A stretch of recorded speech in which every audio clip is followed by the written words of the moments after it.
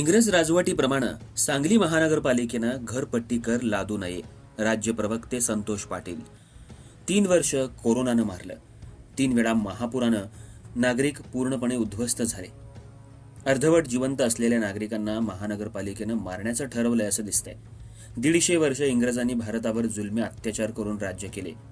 त्यावेळेला जनतेच्या मनाविरोधात स्वतःला वाटेल तसं कर ते लादत होते, परंतु ते परकीय होते. त्यामुळं वाटलं तसं ते भारतीय जनतेला जनावराप्रमाणे वागवत होते. परंतु सांगली मिरज कुपवाड महानगरपालिका क्षेत्रात राहणाऱ्या नागरिकांच्या मालमत्तेवर इंग्रज अधिकाऱ्यांना लादल्याप्रमाणे घरपट्टी आकारणी केली जाते.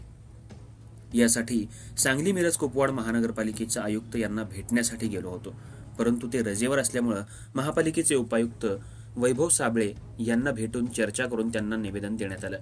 यावेळी त्यांना सांगण्यात आलं की सांगली मिरज कुपवाड महानगरपालिकेतल्या नागरिकांना 5 पटीनं भरमसाठ घरपट्टी वाढवून वाटेल तशी आकारणी केली आहे. त्यामुळं पूर्णपणे महापालिका क्षेत्रात राहणाऱ्या मालमत्ता धारकांचं कंबरडं मोडलंय.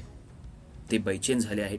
पुन्हा एकदा महानगरपालिकेनं स्वतःच्या कर्मचाऱ्यांच्या वतीनं सर्वे करून पूर्वीप्रमाणे घरपट्टी आकारणी करावी असं त्यांना सांगण्यात आलं. यावेळी प्राध्यापक नंदकुमार सुर्वे, धनंजय खाडीलकर, प्रथमेश शेटे, महेंद्र शिंदे उपस्थित होते.